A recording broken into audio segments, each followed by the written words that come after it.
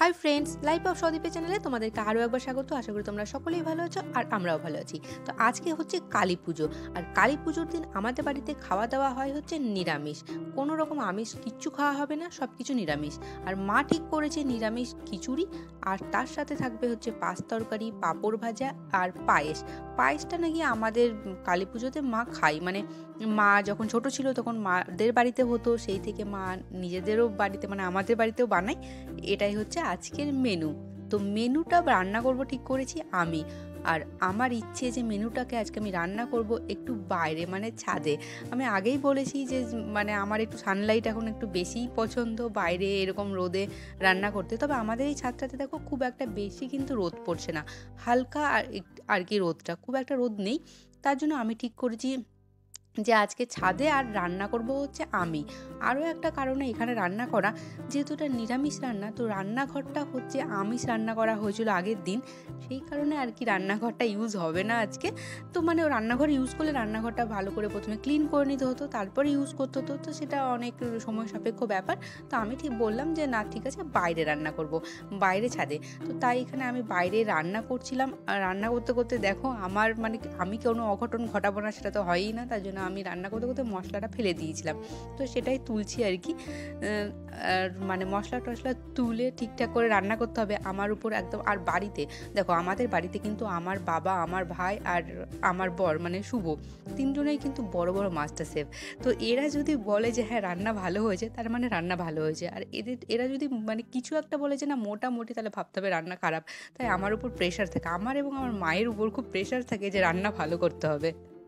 আমার সব রান্না কমপ্লিট হয়ে গেছে, আর মা এখানে বানাচ্ছিল হচ্ছে পায়েস। তো পায়েসটা সত্যি কি বলবো, অসাধারণ খেতে হয়েছিল। মানে আমি এত সুন্দর পায়েস কবে খেয়েছি লাস্ট আমার মনে পড়ছে না। আমি যখন এখন ভয়েস দিচ্ছি তো আমার এখনই মনে হচ্ছে যেন আমি এরকম পায়েস কী করে খাবো। আমি বানাই যখন, মানে কি বলবো তোমাদেরকে, এত বেশি দারচিনি এলাচ এই সব দিয়ে বানাই, তবু এত সুন্দর হয় না। মা সিম্পল বানিয়েছে তাই এত সুন্দর হয়েছে। আমার এখনই মনে হচ্ছে আমি যদি আরও একটু খেতে পেতাম, যে এখন তো আর পাবো না, কারণ আমি বেলজিয়ামে চলে এসেছি। যাই হোক, আমাদের সব কিছু রান্না কমপ্লিট হয়ে যাওয়ার পরে শুভ খেতে বসে পড়েছে খুব ভালোভাবে একদম।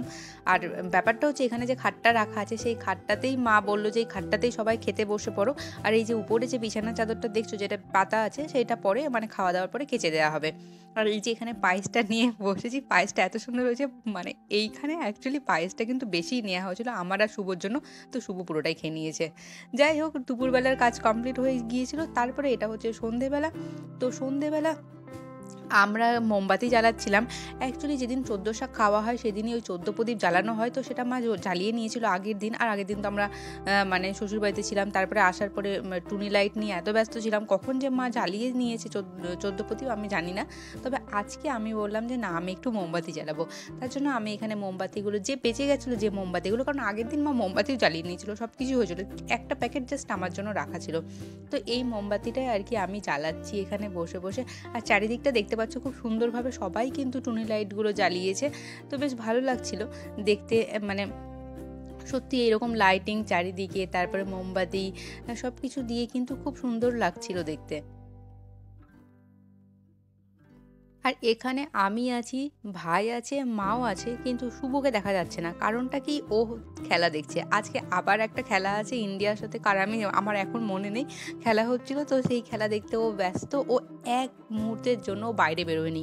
পরে অবশ্য সব কিছু বলবে যে সব করে নিলে আমাকে ছাড়া, আমাকে ডাকলে না, কিন্তু ওকে 14 বার করে ডাকা হয়েছে, ও আসেনি। আর এই দেখো, ঘর থেকে আমি মানে দেখাচ্ছি যে আমাদের ঘরের জানালাতেও কিছু টুনি লাইট দেওয়া হয়েছিল, তো সেগুলোই জ্বলছে। আর সামনের বাড়ির আশেপাশের বাড়িগুলোতেও সবাই এত সুন্দরভাবে টুনি লাইট দিয়ে সাজিয়েছিল, খুব সুন্দর লাগছে। তো কালী পুজোর দিন ভাবলাম যে আমি একটু সাজি কিছু একটা হালকা ফুলকা। তাই আমি একটা হালকা সিম্পল একটা শাড়ি পরলাম। তো এই শাড়িটা আমি অনেক দিন আগে অনলাইনে কিনে রেখেছিলাম। আমি ভেবেছিলাম বাড়ি যখন যাব তখন পরবো, কিন্তু সত্যিই জানতাম না যে আমি কালী পুজোতে বাড়ি আসবো, মানে দুর্গাপুজোর সময় বাড়ি আসবো এবং কালী পুজো অবধি থাকবো, কালী পুজোতে শাড়িটা পরা হবে, আমি জানতাম না। আর মাও দেখছিলাম একটা সাদা রঙের ব্লাউজ কিনে রেখেছিলো, তো ভালোই হলো, আমি ওটার সাথে পরেছি শাড়িটা।